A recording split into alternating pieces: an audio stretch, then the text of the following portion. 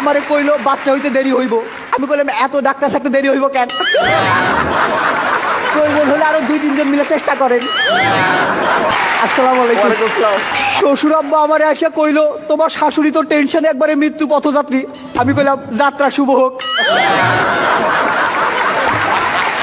এক ভদ্র মহিলা এসে আমারে কইলো আমার পোলা তো 3 মাস হইলো হাঁটতেছে। আমি কইলাম হাই হাই ওরে আটকান, বহুদূর তো চলে গেছে। আমার বউ আমারে ডাইকা কইলো খুব টেনশন হইতেছে যদি একটা কিছু হয়। আমি কইলাম আরে একটা কিছু হওয়ার জন্যই তো আনছি। আমি কইলাম থাকো আমি বাসা থেকে আসতেছি। কইলো তা আগে তোমার শালি আসুক। আরে তাইলে যায় লাভ কি?